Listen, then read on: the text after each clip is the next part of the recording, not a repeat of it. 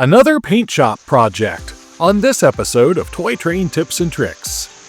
Hello again, this is Mike with another episode of Toy Train Tips and Tricks. I spent my Christmas holiday rearranging and reorganizing my basement, and I've finally reached the point of getting things back in order, or at least enough in order to get a few projects off the workbench and onto the layout. If you followed my previous videos, you know that one of the tricks that I use to expand my roster without deflating my budget is to swap multiple model shells on one or two chassis. This allows me to add variety to my roster without the expense of purchasing a fully functioning locomotive. Also, by purchasing shells of non-functioning models or shells that have been previous customization projects for other owners, I can easily customize these shells without ruining any valuable collectibles. This project is a former Lionel Postwar Santa Fe switcher that had been repainted by a previous owner. I wanted an NW2 in the classic O blue dip scheme that was introduced in 1964, as I saw many of these in my youth. Most of O's NW2s were the same early version with the high curved cab windows as depicted on the Lionel model, so that's a plus.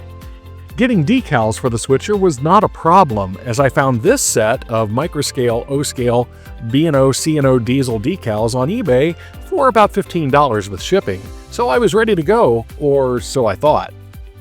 First, I simply stripped off the old paint with my favorite concoction of purple power degreaser, and I began again with a fresh shell.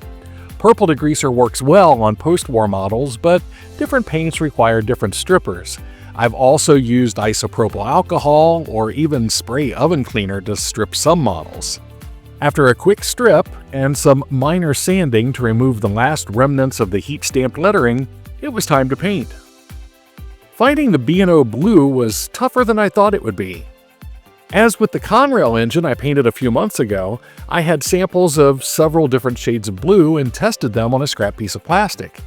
I thought the rail center dark blue number 0020 looked good on the sample, but for some reason when I sprayed it on the NW2 it looked much too light. As in the right family of colors, but as if it had been sitting out in the sun and faded for 20 plus years. I ended up instead using a rattle can of Rust-Oleum Midnight Blue, which seems just a tad dark, but I'd rather have it too dark than too light. In the real world, the shade of O blue on diesels varied somewhat, so either choice would probably look okay in the end. By the way, I know that some of you are asking about using spray cans in my indoor spray booth. Well, with the rearrangement of my basement, my DIY spray booth is now directly under a window, so I can vent these noxious fumes outdoors, even in winter, if I can stand the cold air coming in from outside. By the way, to see how I built my booth, see the link in the video description, or, depending on how you're viewing this video, the link may be appearing in the upper right corner of your screen now. After the second coat of paint dried on the model, I applied a coat of Rust-Oleum Clear Gloss. Any high gloss finish will work as long as it's compatible with your paint finish. This gloss will make the clear portion of the decals match the sheen of the model, as well as provide a smooth surface for decal application. Don't be too concerned if the high gloss finish shows every scratch, blemish, and imperfection on your model. We will fix this later with a coat of dull coat. Once the gloss finish is dried completely, it was decal time. I'd like to pause for a moment and ask that if you're enjoying the video so far, please like it so that YouTube knows that you enjoy this kind of content. Also, subscribe to the channel for more great videos and leave a comment about your favorite customization project. Now, back to the video. Decal application is both easier and more frustrating than you may think. The easy part is getting the decals off the sheet and onto the model. If you wish, you can simply dunk them in water until they separate and apply them. However, if you want a more satisfying application and a more finished look, I suggest using Microset and Microscale. Have your reference photos handy to double-check the decal placement. First, trim the decal from the paper with an X-Acto knife or another razor knife, close to the printing, but leaving a small, visible border. Then, drop the decal in a container of warm, not hot, water to dissolve the decal backing. After a minute or so, the backing should release from the decal and be ready for placement. While the decal is soaking, use a small brush to apply microset to the area where the decal will be placed. Use tweezers to remove the decal from the water and place it on the model. By now, the backing should release from the decal, and you should be able to place the decal with a small brush or a cotton swab.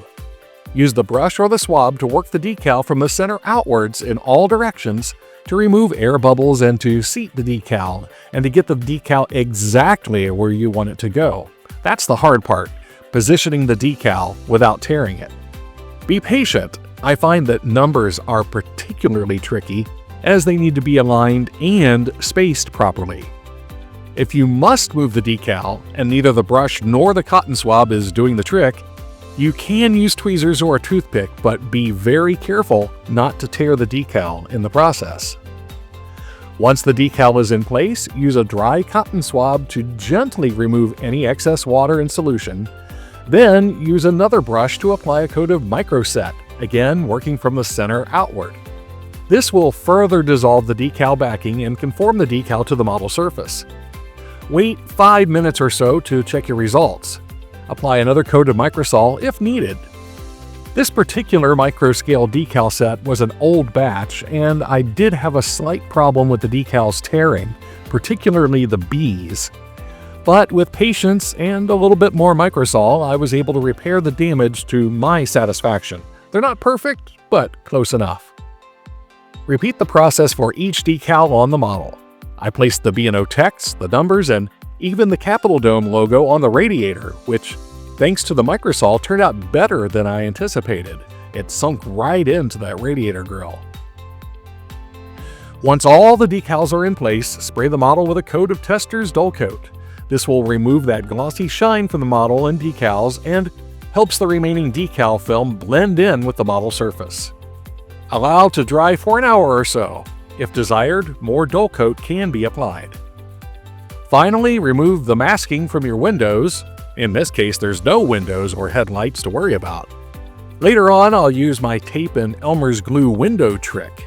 If you missed that video, see the link in the video description or check the upper right corner of your screen now. Reassemble the model and you're finished. Now, this B&O shell will be splitting time with my Erie, EMD, Katy, and some other still unpainted shells on 3 different NW2 frames.